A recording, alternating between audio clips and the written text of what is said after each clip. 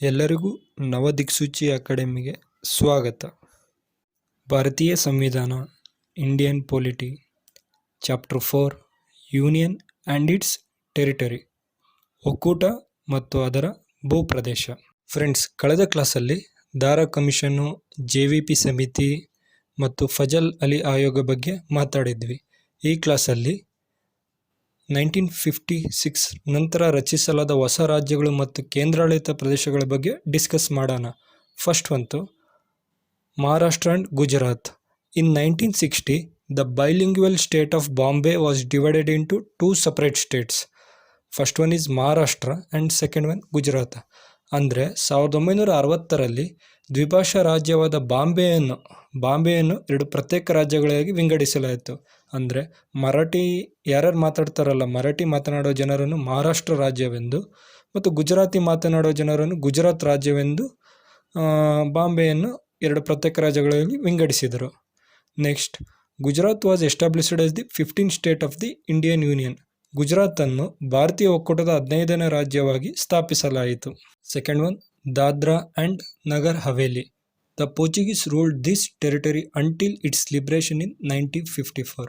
ಅಂದರೆ ಪೋರ್ಚುಗೀಸರು ಈ ದಾದ್ರಾ ಮತ್ತು ನಗರ ಹವೇಲಿಯನ್ನು 1954 ತನಕ ದಾದ್ರಾ ನಗರಿ ಹವೇಲಿ ವಿಮೋಚನೆಗೊಳ್ಳುವವರೆಗೂ ಆಳಿದರು. ಯಾರು? ಪೋರ್ಚುಗೀಸರು ಆಳಿದರು. The Dadra and Nagar Haveli was converted into a union territory of India by the 10th constitutional amendment act 1961. ಅಂದರೆ ದಾದ್ರಾ ಮತ್ತು ನಗರ ಹವೇಲಿ 10ನೇ ಸಾಂವಿಧಾನಿಕ ತಿದ್ದುಪಡಿ ಕಾಯ್ದೆ 1961 ಮೂಲಕ ಭಾರತದ ಒಕ್ಕೂಟ ಪ್ರದೇಶವಾಗಿ ಪರಿವರ್ತಿಸಲಾಯಿತು. ಅಂದರೆ ದಾದ್ರಾ ಮತ್ತು ನಗರ ಹವೇಲಿಯನ್ನು 1961ರಲ್ಲಿ ಭಾರತದ ಒಕ್ಕೂಟ ಪ್ರದೇಶಕ್ಕೆ ಸೇರಿಸಲಾಯಿತು. Next, third one Goa, Daman and Diu. India acquired these 3 territories from the Portuguese by means of police action in 1961. 1961ರಲ್ಲಿ ಪೊಲೀಸ್ ಕ್ರಮದ ಮೂಲಕ ಭಾರತವು ಪೋರ್ಚುಗೀಸರಿಂದ ಗೋವಾ, ದಮನ್ ಮತ್ತು ದಿಯು ಪ್ರದೇಶಗಳನ್ನು ಸ್ವಾಧೀನಪಡಿಸಿಕೊಂಡಿತು. They were constituted as a union territory by the 12th constitutional amendment act 1962. ಅಂದರೆ ಗೋವಾ, ದಮನ್ ಮತ್ತು ದಿಯುಗಳನ್ನು 1962ರ 12ನೇ ಸಾಂವಿಧಾನಿಕ ತಿದ್ದುಪಡಿ ಕಾಯ್ದೆ ಮೂಲಕ ಕೇಂದ್ರಾಡಳಿತ ಪ್ರದೇಶವಾಗಿ ರಚಿಸಲಾಗಿದೆ. Goa was conferred a statehood in 1987. Consequently, Daman and Diu was made a separate union territory. ಅಂದರೆ ಈಗ ಯೂನಿಯನ್ ಟೆರಿಟರಿ ಆಗಿದ್ದ ಗೋವಾನ ಅದಕ್ಕೆ 1987ರಲ್ಲಿ ರಾಜ್ಯ ಸ್ಥಾನವನ್ನು ನೀಡಲಾಯಿತು ಗೋವಾದಲ್ಲಿ. ಇದ್ರ ಪರಿಣಾಮ ಏನಾಗುತ್ತೆ? ಈಗ ಗೋವಾಕ್ಕೆ ರಾಜ್ಯ ಸ್ಥಾನಮಾನ ನೀಡಿದಾಗ ಡಮನ್ ಆ್ಯಂಡ್ ಡಿಯು ಪ್ರತ್ಯೇಕ ಕೇಂದ್ರಾಡಳಿತ ಪ್ರದೇಶವಾಗಿ ಗೋವಾದಿಂದ ಸಪ್ರೇಟ್ಗೊಳ್ತವೆ. Okay. Fourth one Puducherry. The territory of Puducherry comprises the former French establishments in India known as Puducherry, Karaikal, Mahe and Yanam. ಅಂದರೆ ಪುದುಚೇರಿ ಪ್ರದೇಶವು ಭಾರತದಲ್ಲಿ ಪುದುಚೇರಿ, ಕ್ಯಾರಿಕೆಲ್, ಮಾಯೆ ಮತ್ತು ಯಾನಮ್ ಎಂದು ಕರೆಯಲ್ಪಡುವ ಇಂದಿನ ಫ್ರೆಂಚ್ ಸ್ಥಾಪನೆಗಳನ್ನು ಒಳಗೊಂಡಿವೆ. The French handed over this territory to India in 1954. ಅಂದರೆ ಪುದುಚೇರಿ ಪ್ರದೇಶವನ್ನು ಫ್ರೆಂಚರು 1954ರಲ್ಲಿ ಭಾರತಕ್ಕೆ ಹಸ್ತಾಂತರಿಸಿದರು. The Puducherry was administered as an acquired territory till 1962, when it was made a union territory by the 14th Constitutional Amendment Act. ಅಂದರೆ ಪುದುಚೇರಿಯನ್ನು 1962ರವರೆಗೆ ಸ್ವಾಧೀನಪಡಿಸಿಕೊಂಡ ಪ್ರದೇಶ ಎಂದು ನಿರ್ವಹಿಸಲಾಗುತ್ತಿತ್ತು. 14ನೇ ಸಾಂವಿಧಾನ ತಿದ್ದುಪಡಿ ಕಾಯ್ದೆ ಮೂಲಕ ಪುದುಚೇರಿಯನ್ನು ಸ್ವಾಧೀನಪಡಿಸಿಕೊಂಡ ಪ್ರದೇಶದಿಂದ ಕೇಂದ್ರಾಡಳಿತ ಪ್ರದೇಶವಾಗಿ ಪರಿವರ್ತಿಸಲಾಯಿತು. Fifth one, Nagaland. In 1963, the state of Nagaland was formed by taking the Naga Hills and Tuensang area out of the state of Assam. ಅಂದರೆ ಅಸ್ಸಾಂ ರಾಜ್ಯದಿಂದ ನಾಗಾ ಬೆಟ್ಟಗಳು ಮತ್ತು ತುಯೆನ್ಸಂಗ್ ಪ್ರದೇಶವನ್ನು ವಶಪಡಿಸಿಕೊಂಡು ಅಥವಾ ಸ್ವಾಧೀನಪಡಿಸಿಕೊಂಡು 1963ರಲ್ಲಿ ನಾಗಾಲ್ಯಾಂಡ್ ರಾಜ್ಯವನ್ನು ರಚಿಸಲಾಯಿತು, ಇಲ್ಲಿ ಅಸ್ಸಾಂ ರಾಜ್ಯದಿಂದ. However, before giving Nagaland the status of the 16th state of the Indian Union, it was placed under the control of Governor of Assam in 1961. ಅಂದರೆ ನಾಗಾಲ್ಯಾಂಡಿಗೆ ಭಾರತೀಯ ಒಕ್ಕೂಟದ 16ನೇ ರಾಜ್ಯದ ಸ್ಥಾನಮಾನ ನೀಡುವ ಮೊದಲು 1961ರ ತನಕ ಅಸ್ಸಾಂನ ಗವರ್ನರ್ ನಿಯಂತ್ರಣದಲ್ಲಿ ಇದನ್ನು ಇರಿಸಲಾಯಿತು. Sixth one Haryana, Chandigarh and Himachal Pradesh. In 1966, the state of Punjab was bifurcated to create Haryana, the 17th state of Indian Union and the Union Territory of Chandigarh.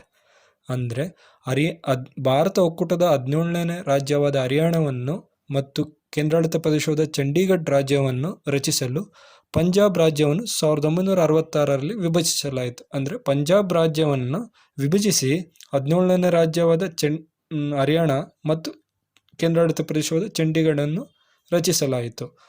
On the recommendation of the Shah commission in 1966. ಅಂದರೆ ಶಾ ಆಯೋಗದ ಶಿಫಾರಸಿನ ಮೇರೆಗೆ ಈ ಹರಿಯಾಣವನ್ನು ರಾಜ್ಯವನ್ನು ರಚಿಸಲಾಗಿದೆ. ಅವು ಯಾವ್ಯಾವು ಅಂತಂದರೆ ಶಿಫಾರಸುಗಳು.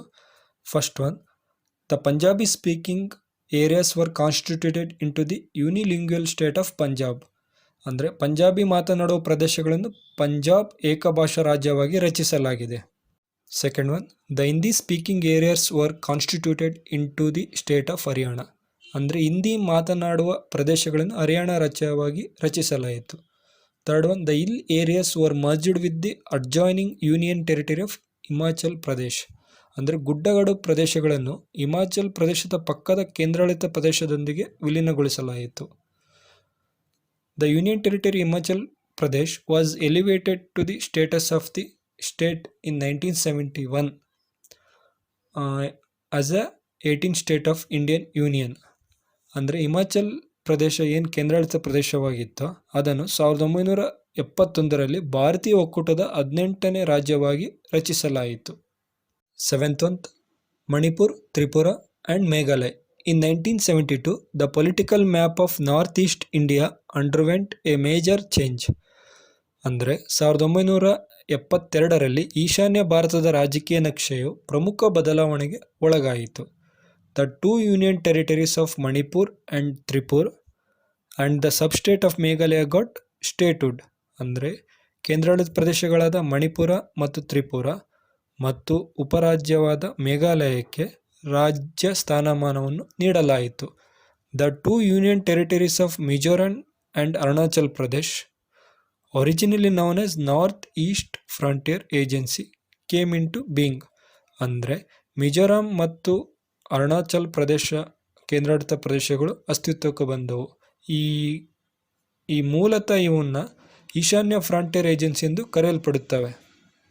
22nd constitutional amendment act 1969 created Meghalaya as an autonomous state or substate within the state of Assam with its own legislature and council of ministers. ಅಂದರೆ 22ನೇ ಸಂವಿಧಾನಿಕ ತಿದ್ದುಪಡಿ ಕಾಯ್ದೆ 1969 ಮೇಘಾಲಯವನ್ನು ತನ್ನದೇ ಆದ ಶಾಸಕಾಂಗ ಮತ್ತು ಮಂತ್ರಿಮಂಡಳಿಯೊಂದಿಗೆ ಅಸ್ಸಾಂ ರಾಜ್ಯದೊಳಗೆ ಸ್ವಾಯತ್ತ ರಾಜ್ಯ ಅಥವಾ ಉಪರಾಜ್ಯ ಎಂದು ರಚಿಸಿತು. ಅದು ಯಾವುದು ಕಾಯ್ದೆ ಅಂದರೆ 22ನೇ ಸಂವಿಧಾನ ತಿದ್ದುಪಡಿ ಕಾಯ್ದೆ ಮೂಲಕ. The union territories of Mizoram and Arunachal Pradesh were also formed out of territories of Assam. ಅಂದರೆ ಅಸ್ಸಾಂ ಪ್ರದೇಶಗಳಿಂದ ಮಿಜೋರಾಂ ಮತ್ತು ಅರುಣಾಚಲ್ ಪ್ರದೇಶಗಳು ಕೇಂದ್ರಾಡಳಿತ ಪ್ರದೇಶಗಳಾಗಿ ರೂಪುಗೊಂಡವು. 8th one, Sikkim. Till 1947, Sikkim was an Indian princely state ruled by the Chogyal. In 1947, after the lapse of British paramountcy, Sikkim became a protectorate of India. 1947ರವರೆಗೂ Sikkim ಚೋಗಲ್ ಆಳ್ವಿಕೆಯಲ್ಲಿ ಭಾರತದ ರಾಜಪ್ರಭುತ್ವದ ರಾಜ್ಯವಾಗಿತ್ತು. 1947ರಲ್ಲಿ ಬ್ರಿಟಿಷರ ಪರಮಾಧಿಕಾರದ ನಂತರ ಸಿಕ್ಕಿಂ ಭಾರತದ ರಕ್ಷಣಾ ಪ್ರದೇಶವಾಯಿತು. ಅಂದರೆ ಸಿಕ್ಕಿಮನ್ನು 1947ರವರೆಗೂ ಚೋಗಲ್ ರಾಜಮನೆತನ ಆಳ್ವಿಕೆಯಲ್ಲಿ ರಾಜ್ಯವಾಗಿತ್ತು. The 35th constitutional amendment act 1974 was enacted by the Parliament. This amendment introduced a new class of statehood under the Constitution by conferring on Sikkim the status of an associate state of Indian Union. ಅಂದರೆ ಸಂಸತ್ತು ಜಾರಿಗೊಳಿಸಿದ 35ನೇ ಸಾಂವಿಧಾನಿಕ ತಿದ್ದುಪಡಿ ಕಾಯ್ದೆ 1974ರ ಮೂಲಕ ಸಿಕ್ಕಿಮಿಗೆ ಭಾರತೀಯ ಒಕ್ಕೂಟದ associate state ಸ್ಥಾನಮಾನ ನೀಡುವ ಮೂಲಕ ಸಂವಿಧಾನದ ಅಡಿಯಲ್ಲಿ ಹೊಸ ವರ್ಗದ ರಾಜ್ಯತ್ವವನ್ನು ಪರಿಚಯಿಸಲಾಯಿತು. For associate state purpose a new article 2A and a new schedule that was 10th schedule were inserted in the constitution. ಅಂದರೆ ಅಸೋಸಿಯೇಟ್ ಸ್ಟೇಟ್ ಸ್ಥಾನಮಾನ ನೀಡಲು ಸಿಕ್ಕಿಂ ಪ್ರದೇಶಕ್ಕೆ ವಿಧಿಗಳಾದ ವಿಧಿ 2A ಮತ್ತು 10ನೇ ಅನುಸೂಚಿಯನ್ನು ಸೇರಿಸಲಾಯಿತು. The 36th Constitutional Amendment Act 1975 was enacted to make Sikkim a full-fledged state of Indian Union as 22nd state.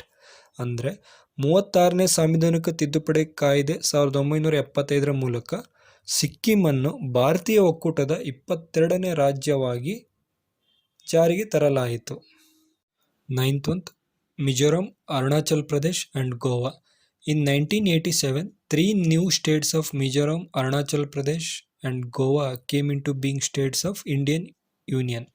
ಅಂದರೆ 1987ರಲ್ಲಿ 3 ಹೊಸ ರಾಜ್ಯಗಳಾದ ಮಿಜೋರಾಂ, ಅರುಣಾಚಲ್ ಪ್ರದೇಶ್ ಮತ್ತು ಗೋವಾ ಭಾರತೀಯ ಒಕ್ಕೂಟದ ರಾಜ್ಯಗಳಾಗಿ ಅಸ್ತಿತ್ವಕ್ಕೆ ಬಂದವು. Mizoram peace accord in 1986 between the central government and the Mizo national front ending the 2-decade-old insurgency. 1986ರಲ್ಲಿ ಮಿಜೋರಾಂ ಶಾಂತಿ ಒಪ್ಪಂದವು ಕೇಂದ್ರ ಸರ್ಕಾರ ಮತ್ತು ಮಿಜೋ ನ್ಯಾಷನಲ್ ಫ್ರಂಟ್ ನಡುವೆ 2 ದಶಕಗಳಷ್ಟು ಹಳೆಯದಾದ ದಂಗೆಯನ್ನು ಕೊನೆಗೊಳಿಸುತ್ತದೆ. ಯಾವುದು? ಮಿಜೋರಾಂ ಶಾಂತಿ ಒಪ್ಪಂದವು.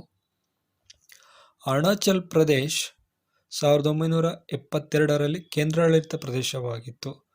ಗೋವಾ, ದಮನ್ ಮತ್ತು ದಿಯು ಕೇಂದ್ರಾಡಳಿತ ಪ್ರದೇಶದಿಂದ ಗೋವಾ ಪ್ರದೇಶವನ್ನು ಪ್ರತ್ಯೇಕಿಸಿ ಗೋವಾ ರಾಜ್ಯವನ್ನು ರಚಿಸಲಾಗಿದೆ. 10th one, Chhattisgarh, Uttarakhand and Jharkhand.